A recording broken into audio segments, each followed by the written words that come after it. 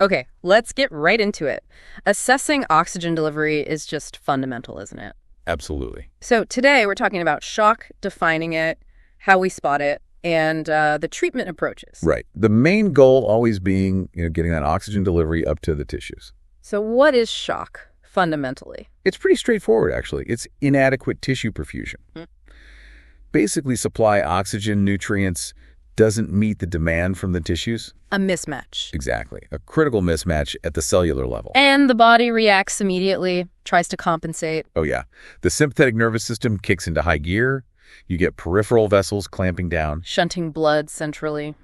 Redirecting flow towards the vital organs, brain, heart, lungs. But that redirection, it causes problems elsewhere. It does. You see it in the periphery. The skin gets cool, pale, maybe clammy, that cold sweat. Okay. The gut can slow right down. You might even get bleeding or bacteria moving across the gut wall. Yeah.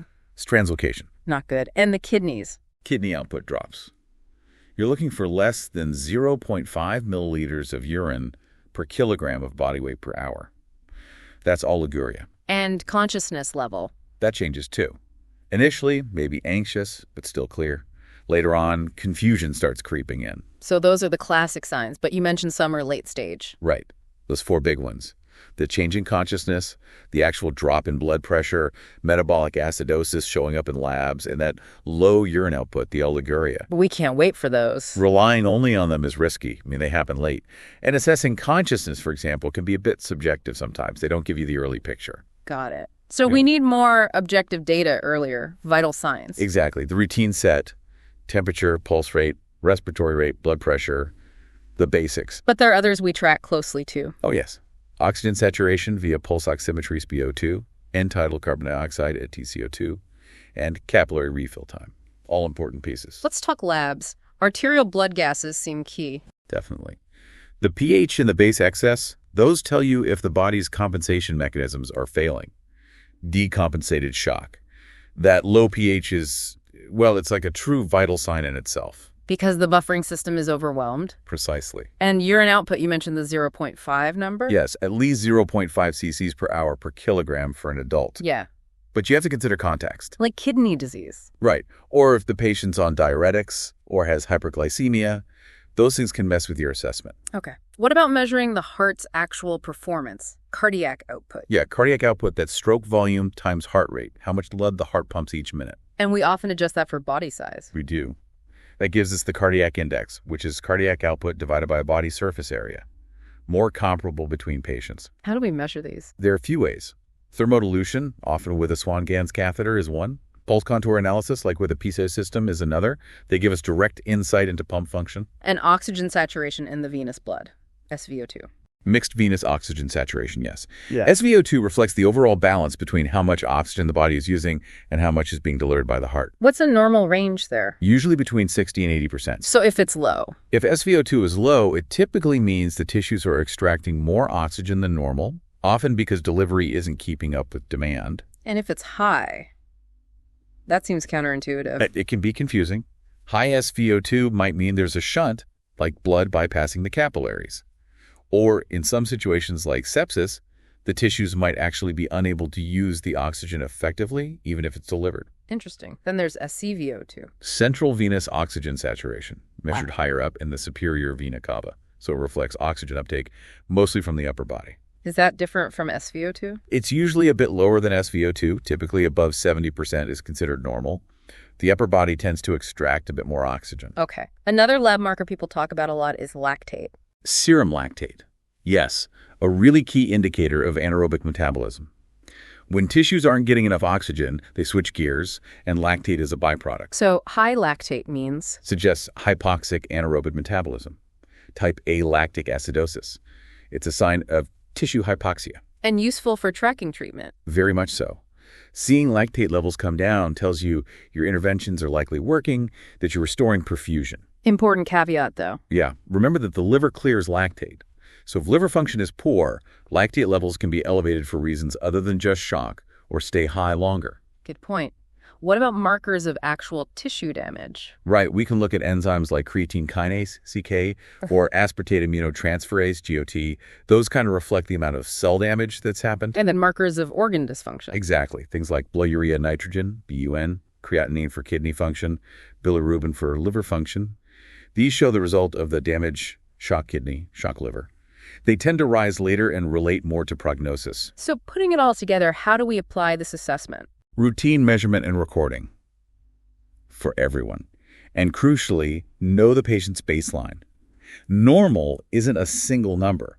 It's what's normal for that patient. Trends over time are more important than single readings. Absolutely. One snapshot doesn't tell you much. You need multiple measurements to see the direction things are going.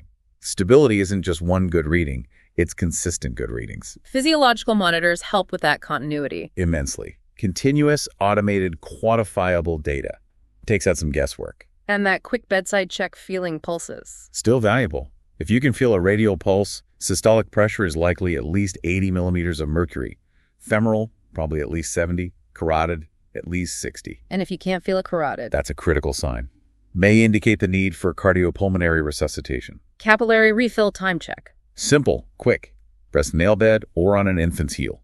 Color should return in less than 2 seconds for adults, less than 3 for infants. Longer suggests poor perfusion. Okay, let's shift to treatment, the fundamental goal. Simple, really. Increase oxygen delivery to the tissues. Get more oxygen where it needs to go. And there's an equation for that. There is. Oxygen delivery, DO2, equals cardiac output times hemoglobin concentration times 1.39 times arterial oxygen saturation, SaO2. So we target the components of that equation. Exactly. First, make sure there's enough hemoglobin. Adequate red blood cell mass. And improve the oxygen saturation? Yes, ensure the hemoglobin is carrying as much oxygen as possible. Improve SO2 and the partial pressure of oxygen in the arteries.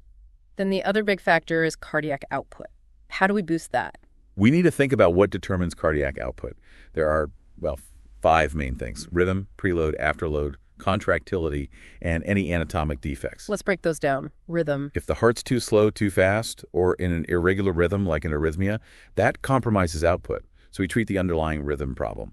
Preload. That's volume returning to the heart. Right, the stretch on the heart muscle before it contracts. It's mostly about circulating volume. What causes low preload? Things like hemorrhage, obviously, dehydration, vasodilation where the vessels are too wide, fluid shifting out of the vessels like in burns or sepsis. And treatment is usually Fluids, crystalloids, colloids, or blood products if it's hemorrhage. Are there conditions that physically block blood return? Yes, absolutely. Wow. Cardiac tamponade, constrictive pericarditis, tension pneumothorax, they all impair preload and venous return.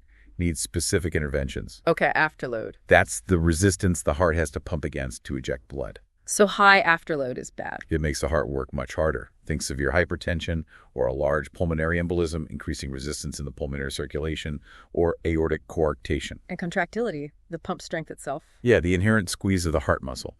Things like a myocardial infarction or cardiomyopathy weaken it.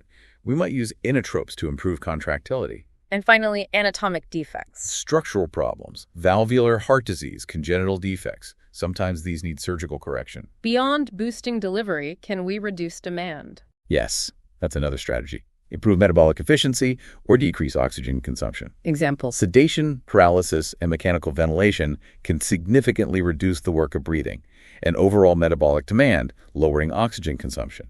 Buys time for other therapies to work. Makes sense. Now, just briefly, the different types of shock, how do we differentiate? Okay, quick overview.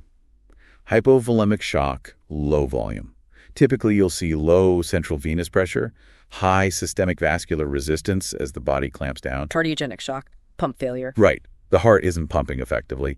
You often see high central venous pressure, signs of backup like pulmonary edema, crackles in the lungs. Obstructive shock, something blocking flow. Yes, like tamponade or a massive pulmonary embolism. You also get high central venous pressure, but critically, the lungs are usually clear on auscultation. No pulmonary edema initially. That helps distinguish it from cardiogenic. And distributive shock. That's widespread vasodilation. Think sepsis, anaphylaxis, neurogenic shock. The vessels are too relaxed, leading to relative hypovolemia, not enough fluid to fill the expanded space. Septic shock fits here. Early septic shock often presents like distributive shock, sometimes even hyperdynamic initially, where cardiac output is high and SvO2 might be normal or even high because tissues aren't using oxygen well. But it can change. Yes. Late septic shock can involve myocardial depression, where the heart muscle itself gets weak, and then it starts to look more like cardiogenic shock. Complex picture. So it really underscores the need for constant assessment. Absolutely. Vigilance with vital signs, understanding the underlying physiology of shock. It's paramount. The goal is always applying this knowledge effectively at the bedside. Right. And recognizing that this is a field where continuous learning and refining your skills is just essential. It directly impacts patient outcomes. Well said. Keeping those skills sharp is key for handling these critical situations.